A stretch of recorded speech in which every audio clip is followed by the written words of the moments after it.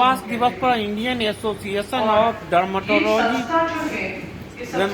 And leprosy के द्वारा एक वार्ता में अपनी कार्य योजनाओं पर बात करते हुए बताया, चर्म रोग कई प्रकार के होते हैं जिसका इलाज भी अलग अलग तरीके से होता है। संस्था हमेशा लोगों को जागरूक करती रहती है। 7 अप्रैल को विश्व स्वास्थ्य दिवस मनाया जाता है। इस अवसर पर IADVL अध्यक्ष डॉक्टर रश्मि सरकार ने बताया, आज महिलाएं अपनी त्वचा के लिए ज़्यादा ही संवेदनशील है। बाजार से बिना जांच पड़ताल के सौंदर्य प्रसाधन खरीद कर प्रयोग कर रही हैं, जिसका साइड इफेक्ट भी बहुत होता है। हमें सावधानी पूर्वक इनका उपयोग करना चाहिए। ऑफ डर्मेटोलॉजिक सोसाइटीज ILDS, इनका ये सुझाव था कि ये हम 7th को मनाएं। IADVL ने 6th को इसको मनाया है और रीजन ये है कि हमारे कई सारे ऑर्गन्स है बॉडी में, लेकिन देखा जाए तो स्किन जो है ये सबसे बड़ा ऑर्गन है। इसके बिना तो कुछ काम चलेगा ही नहीं। नॉट ओनली ये रिफ्लेक्शन है कि किसी तरह का अगर इंटरनल डिजीज हो हमारे बॉडी के अंदर, इन में ये आईना है या मिरर है। ऑन द अदर हैंड हम कितने सारे क्रीम्स और कितने सारे प्रिपरेशंस चमड़ी के ऊपर लगाते हैं।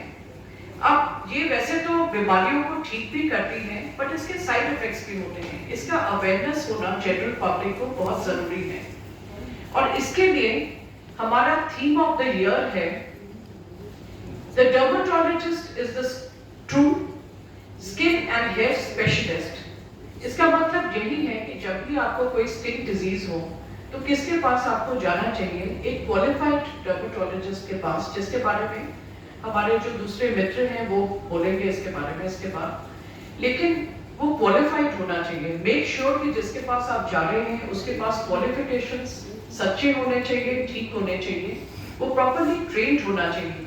तभी आपका जो इतना बड़ा ऑर्गन है स्किन और हेयर वो सही हाथ में रहेगा। सो कोई नेबरहुड आपका क्वैक है उनके पास मत जाइए, कोई केमिस्ट से मत लीजिए। हमारी आंटी क्या बोलती है या फ्रेंड क्या कोई भी हमें बताए, वो क्रीम हमें नहीं यूज करना चाहिए, ये इंपॉर्टेंट है।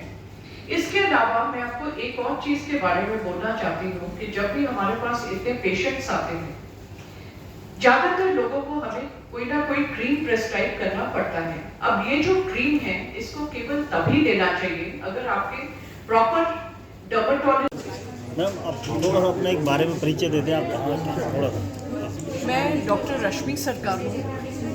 मैं सीनियर प्रोफेसर हूँ लेडी हार्डिंग मेडिकल कॉलेज में, स्किन विभाग में, स्किन या चर्म रोग विभाग में। मैं प्रेसिडेंट भी हूँ जो IADVL जो मैंने आपको बताया है, Indian association of dermatologist, venereologist, leprologist. In fact मैं सेकेंड लेडी प्रेसिडेंट हूँ 50 साल में। ये हमारा 50th ईयर है, golden jubilee year of IADVL। World skin health day आप अप्रूव कर रही हैं, बना रही हैं, और आज की डेट में जिस तरीके से पोल्यूशन है, पर्यावरण की बहुत बड़ी समस्याएं हैं, तो इसमें स्किन पर किस तरीके से हम जागरूकता फैला रहे हैं, लोगों को लगे, अवेयरनेस हो, लोगों को अपना ध्यान रखें, कैसे क्या कर रहे हैं?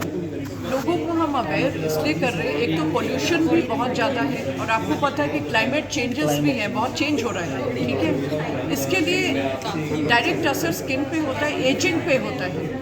जैसे आपका जो स्किन है यंग लुकिंग होना चाहिए। जैसे ही ये तत्व स्किन के ऊपर पड़ते हैं तो स्किन पे एजिंग के असर नज़र आते हैं। एजिंग का क्या है, जैसे रिंकल्स होते हैं, झुर्रियाँ पड़ जाती हैं, ठीक है। कुछ तरीके का पिगमेंटेशन हो जाता है और धूप का भी असर ज़्यादा पड़ रहा है, क्योंकि पहले धूप को प्रोटेक्ट करने के जो एयर के लेयर्स थे वो अब नहीं हैं। तो इसलिए डेफिनेटली स्किन की एजिंग एक तरीके से आप कह सकते हैं ज़्यादा जल्दी हो रही है। ऐसा कोई एनालिसिस किया गया है कि स्किन जो भी आपकी प्रॉब्लम्स हैं वो कितने पार्ट की होती है, कितने डिसीज आपने सर्वे किया है कि इस तरीके की कम से कम ज़्यादा जो है वो इस तरीके की बीमारी स्किन पर होती है?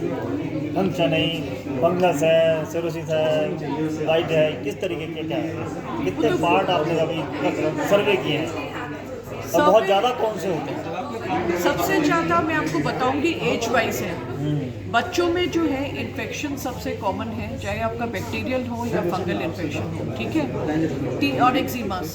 टीनेजर्स एलर्जिक डिजीजेस, टीनेजर्स में सबसे इम्पॉर्टेंट आपका होगा एक्ने या पिंपल्स, ठीक है, बालों के जो डिफरेंट बीमारियां हैं वो चीज़ें हैं, और बॉडी के ग्रोथ के कारण जो बीमारियां हैं वो हैं। जो एडल्ट से infections, allergic diseases, psoriasis, lichen planus, ऐसी डिजीजेस हैं, और पिगमेंट्री डिजीजेस, पिगमेंटेशन, कालापन या सफ़ेदपन, दोनों चीज़ें। मार्केट में बहुत सारे केमिकल या दवाइयाँ और जो जिस तरीके से बॉडी स्ट्रक्चर के आप कह सकते हैं कि बॉडी को फ्रेश करने के लिए जो चीज़ें बिकती हैं, उस पर किस तरीके से आप फोकस करता है आपका AID भी है, ये सब चीज़ सही है क्या है उसका किस तरीके हम से लोग जो सजेस्ट है मेनली एज